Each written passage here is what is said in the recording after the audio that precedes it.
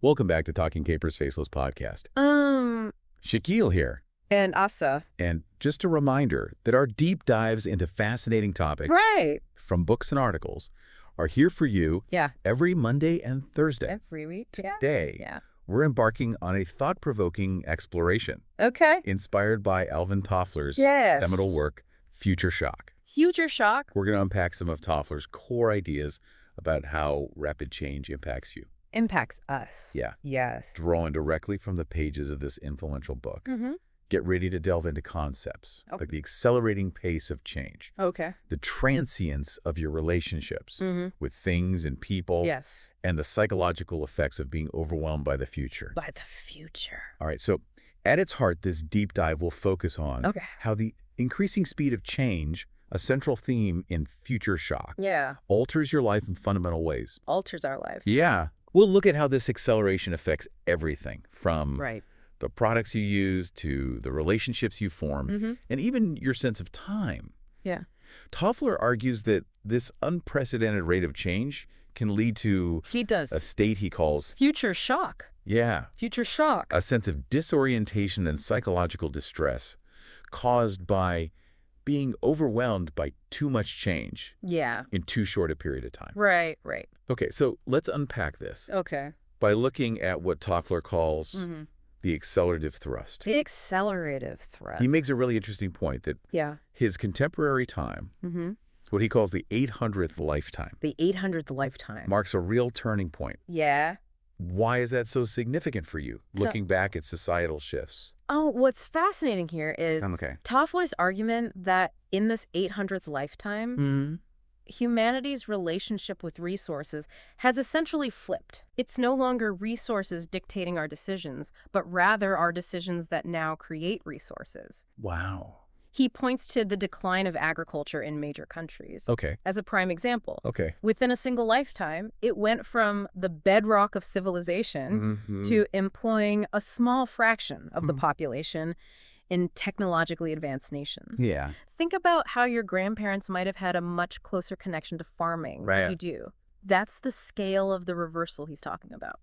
It's mind-boggling to think about that reversal in just a few generations. Right. And he doesn't just talk about more change, does he? He doesn't. It's the speed of it that's the real game changer for how you experience daily life. Exactly. The pace has radically altered. Yeah. It's not just the quantity of change, but the faster tempo that influences your perception of time and your daily life. Right. This acceleration, as Toffler sees it, is the fundamental force behind the impermanence that now colors your consciousness and your connections.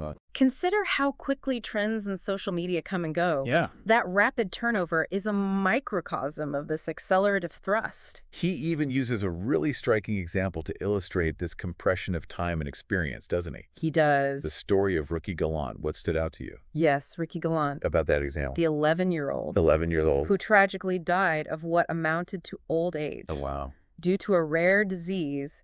Toffler presents this as a symbol of how time and experience can be intensely compressed, almost as if an entire lifespan is being squeezed into a much shorter duration. Right. It's a powerful, if extreme, way to think about how quickly life can feel like it's moving. Definitely makes you think about the value of time. Yes. And how we spend it. Absolutely. And he notes that a lot of people had this feeling even back then in the 60s that things were speeding up, almost feeling out of control. Yeah. Does that resonate with feelings you might have today? That's right.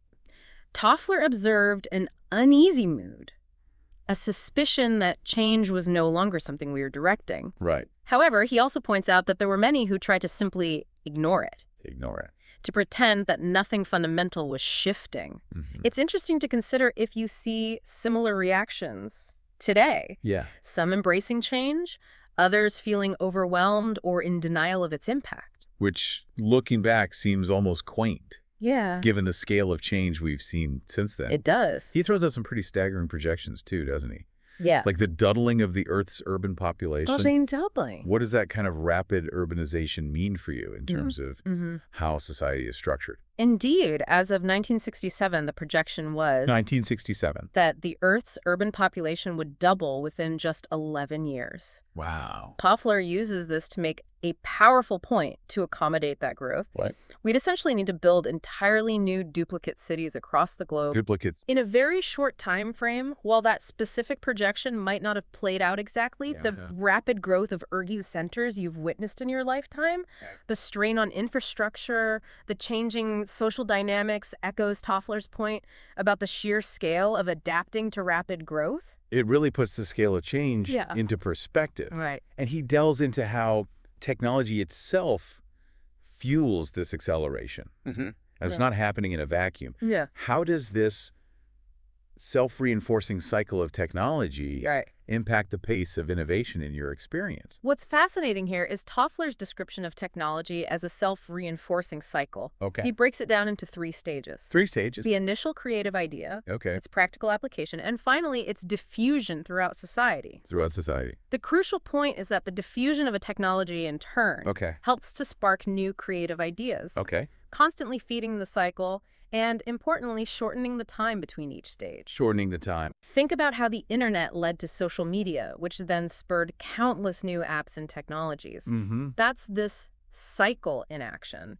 He mentions a study about how much that lag time has been cut down. What was the key finding there? Yes. Franklin's study of 20 major innovations showed that the time between a scientific discovery and its practical application as a useful technology had been slashed by over 60% since the beginning of the 20th century. Wow. And Toffler notes that the growing research and development industry was consciously working to shrink that lag even further. Wow. This shortening time frame means innovations are hitting your life much faster than they did for previous generations. And it's not just technology in the physical sense, is it? No. He talks about the explosion of knowledge as another key driver. How do you feel about the sheer volume of information Oh, it's overwhelming. we're exposed to daily? Toffler highlights how the rate at which humanity has accumulated useful knowledge has been on an upward spiral with significant leaps after the invention of writing and then the movable type. He provides some striking figures on book production in Europe to illustrate this exponential growth. Before 1500, it took a century to produce a certain number of titles. Wow. What took a century before 1500 was happening in months by the mid-20th century. It's almost overwhelming to think about how much information we're now exposed to.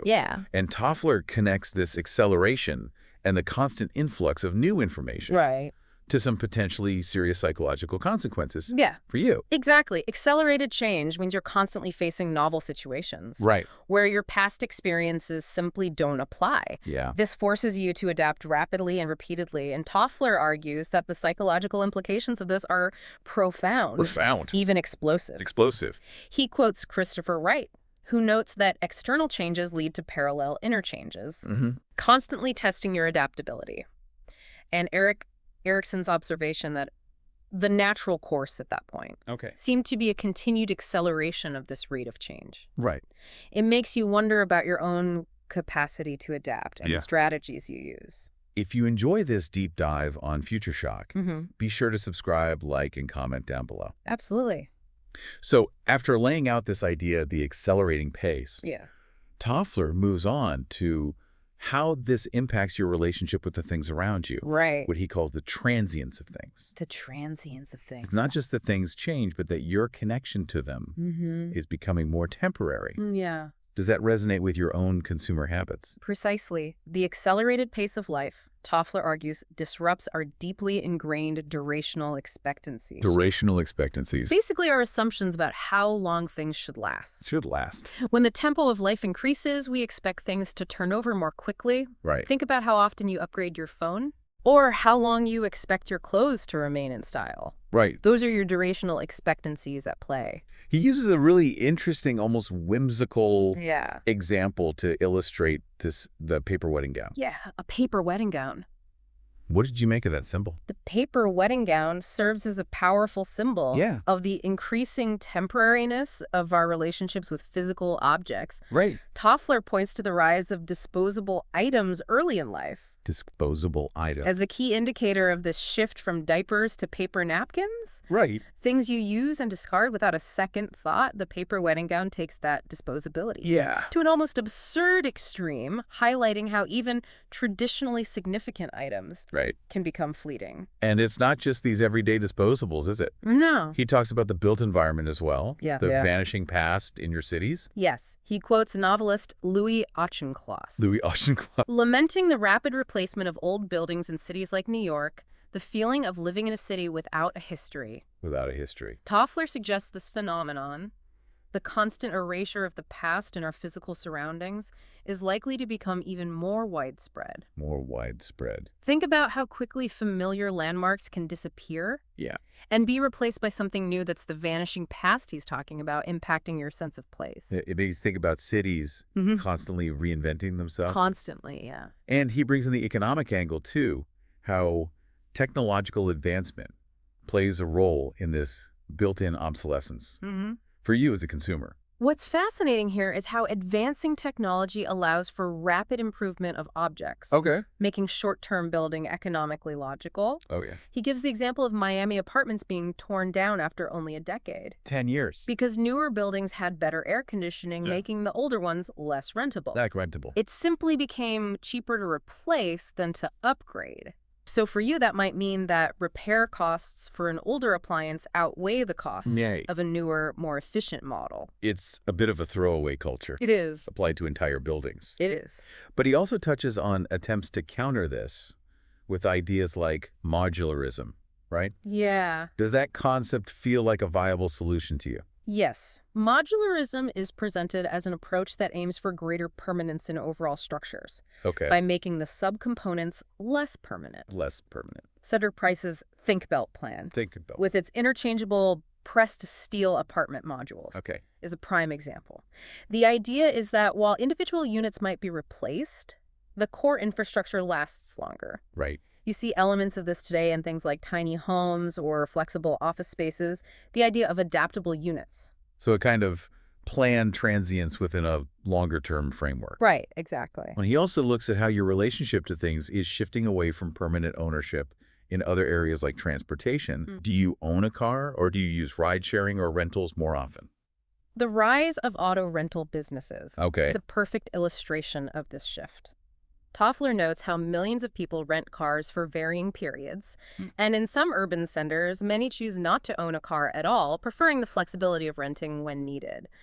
This signifies a move away from the traditional idea of permanent ownership of personal vehicles, offering you more flexibility but potentially less long-term attachment. And of course, the concept of planned obsolescence comes into play, though he frames it within this larger context of acceleration. Yes. How do you feel about products being designed to have a limited lifespan?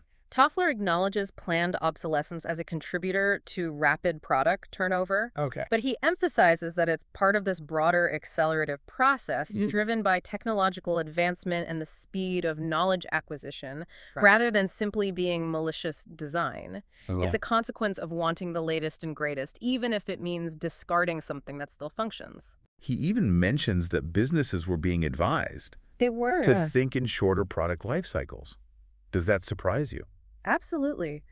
He points out that even back then, many supermarket products had life cycles of under a decade, with even shorter durations. Wow. In fields like pharmaceuticals and electronics. Wow. The rapid pace of innovation necessitates this shorter-term thinking from a business perspective to stay competitive and meet evolving consumer demands. And this leads to the rise of artificial fads. Yes. These fleeting trends that come and go so quickly. They do. In your social circles. Toffler highlights how fads are often intentionally created and spread rapidly through mass media and companies blurring the lines between a temporary trend and an ordinary product. He argues we are increasingly moving towards a world of temporary products designed for temporary needs. Temporary products. Think about fast fashion or viral internet challenges. They're here today, gone tomorrow. So when you put it all together, the throwaway items, the temporary architecture, the modular, designs the rented goods. Yes. What's the big takeaway for you about your relationship with things? The overarching trend, according to Toffler, is the ephemeralization of the man-thing relationship. The ephemeralization. What he means by that is that your connections with the physical objects around you are becoming increasingly short-lived. Okay. And less significant in terms of long-term commitment. Yeah. You're interacting with things more fleetingly. From the transience of things. Yeah. Toffler moves to the transience of place. The transience of place. This idea of the new nomadism. The new nomadism. It's not just about things moving in and out of your life, but you moving around more. Right. Have you lived in more places than your parents or grandparents did? I would say so. At your age? Exactly. Right. He provides some striking examples of this increased geographical mobility. Good. From individuals regularly commuting hundreds or even thousands of miles to teenagers flying internationally for things like orthodontics. Or orthodontics. It paints a picture of a much more fluid population. Yeah. Think about how common it is now for people to move for job opportunities or personal growth. Yeah. Something that might have been less prevalent in the past. The example of Robe. Yes, Robe. Living in Manhattan during the week and Columbus on weekends. Right. Is pretty extreme even by today's standards. It is. But it highlights that trend. Yeah. And he talks about corporate gypsies. Corporate gypsies. These management types who move frequently for their careers. Right. Does that align with what you see in the modern workforce? The high turnover and geographical movement of management professionals are key examples. Toffler references William White's concept of the organization man. The organization man. Being someone who left home and kept moving. Yeah. Arguing that this characterization was even more accurate by the late 60s, he notes that the Wall Street Journal even referred to these constantly relocating executives as corporate gypsies. You likely know people whose careers have involved multiple relocations. And it's not just executives, is it? He points to other groups with high mobility that might resonate with your experiences or observations. The military with frequent reassignments. Right. And construction workers who often move from project to project are also cited as highly mobile groups. Highly mobile. Additionally, the increasing number of students attending colleges far from home contributes to this trend. For many, the traditional notion of a fixed permanent home is being replaced by the idea that home is where you find it. Perhaps you have friends who went to university. I do. In a different state or country. Yeah. Yeah. It's a real contrast to more rooted cultures, like the example he gives, of the French reluctance to move even short distances for work. Right. What do you think accounts for these different attitudes towards geographical mobility? Yes. Toffler highlights the strong attachment to geographical backgrounds in cultures like the French, where even relatively short-distance job relocations were met with resistance. Yeah. Cultural norms, family ties, and a strong sense of regional identity likely play significant roles in these differing attitudes compared to perhaps a more individualistic and opportunity-driven culture. And even for those who are more mobile, he suggests it's not always a seamless, stress-free experience for you. Even affluent individuals who move frequently can experience significant distress. Yeah.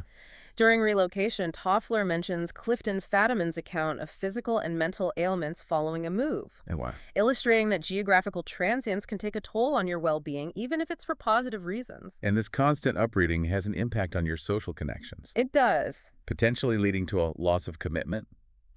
How do you maintain meaningful relationships? Yeah, that's tough. When you or your friends move frequently? This is a crucial point. Frequent relocation disrupts established social networks. Toffler suggests that high mobiles might avoid putting down deep roots, leading to a loss of commitment in their relationships and communities. Right. This raises fundamental questions about the nature of community and individual well-being. Yeah. In the absence of such commitment, think about the challenges of staying connected with friends who live in different time zones. It challenges that traditional idea of roots as being tied to a specific unchanging place. Yeah. For you, doesn't it? Absolutely.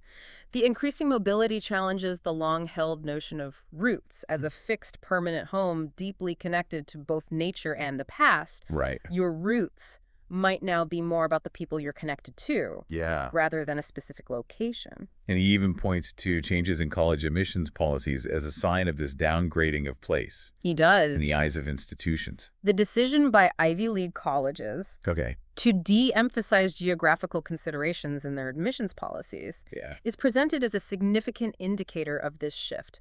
Traditionally, they favored applicants from geographically diverse locations. But this emphasis was beginning to wane, suggesting a reduced importance placed on the applicant's place of origin. Place of origin. It reflects a broader societal shift in how we value location.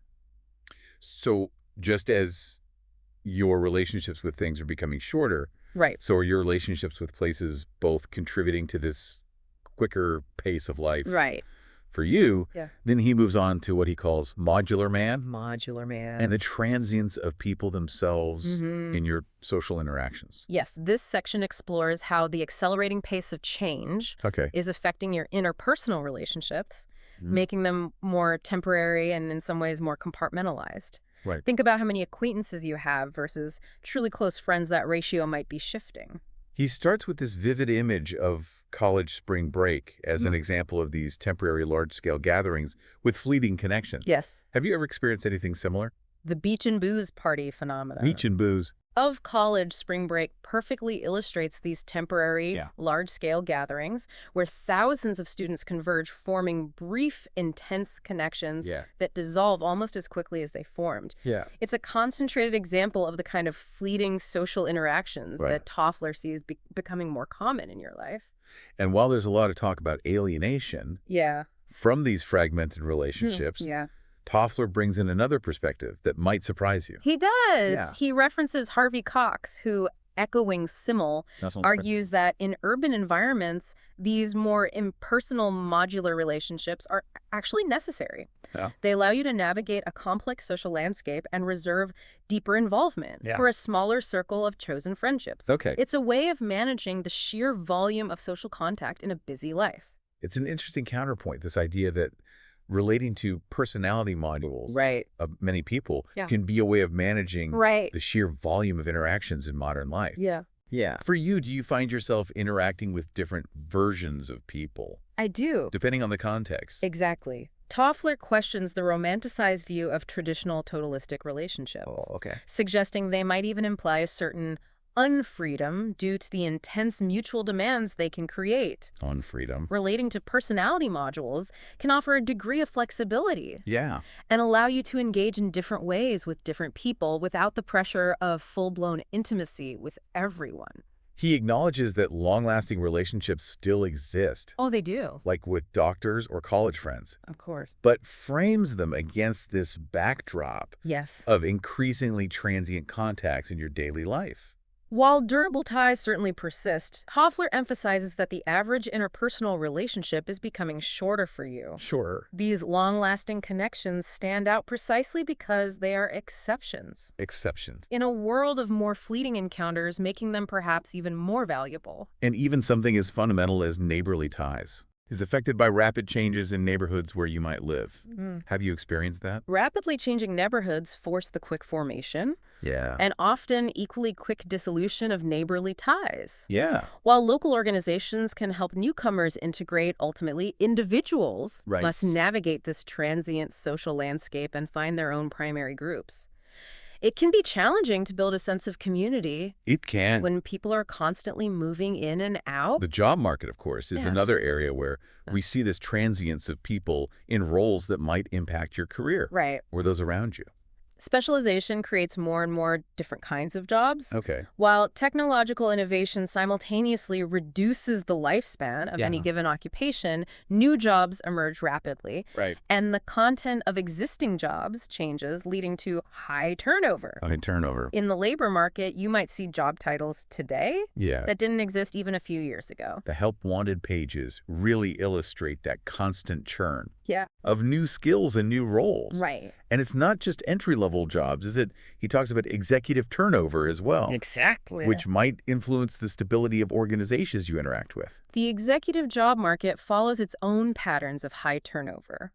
Where the departure of one executive can trigger a cascade of job changes. The managerial work environment is predicted to be increasingly turbulent and unsettled.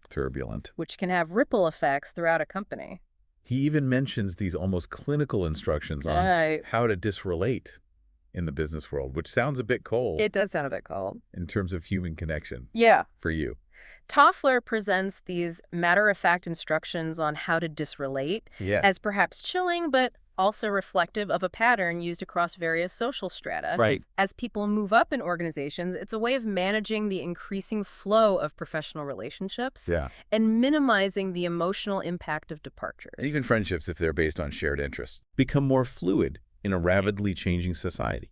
Right. Friendships rooted in shared interests are naturally susceptible to change when those interests evolve. Yeah. Which is highly likely in a society undergoing rapid transformation. Right. You might find yourself drifting from friends as your hobbies or passions change. He also touches on the impact of high teacher turnover. He does. Which affects both the educators and the students that are being taught. What are your thoughts on the impact of instability in educational settings? High teacher turnover deprives teachers of the long-term satisfaction of seeing students develop and can also negatively impact children by creating a lack of loyalty. Wow. And commitment from their educators. It can disrupt the learning process and the sense of stability in a child's life. But he ends this section with a really interesting thought, challenging the assumption. Yeah. That temporary relationships are necessarily superficial. Right. For you. Toffler questions the long-held assumption that only long-enduring ties can lead to real interpersonal involvement. Okay. He suggests that perhaps in a high transient society, holistic, non-modular relationships might actually form more rapidly out of necessity or a heightened awareness of time. So from transient people, we move to transient organizations. Transient organizations. The way that companies and institutions themselves are becoming more fluid and how that might affect your interactions with them as an employee or a customer. That's right. Toffler contrasts traditional organizations with their fixed structures and relatively permanent roles. With the increasingly dynamic nature of modern organizations, you might have experienced restructurings or changes in your own workplace. He paints a picture of constant internal reshuffling. Yes, constant change. With titles changing, jobs transforming, and entire departments appearing and vanishing. Within organizations you might be familiar with. Organizations now frequently undergo internal redesigns. Titles, jobs, and responsibilities shift. And departments are created and dissolved as companies constantly reposition themselves in the changing marketplace, often driven by mergers and demergers. This can create a sense of instability, but also opportunity. And this isn't just in the private sector. Is it government agencies? No. You rely on are also experiencing this constant restructuring. Government agencies are also subject to frequent internal redesign. With Toffler giving the example of the Department of Health, Education, and Welfare under John Gardner, where reorganization became a constant process. This can impact the efficiency and delivery of public services you depend on.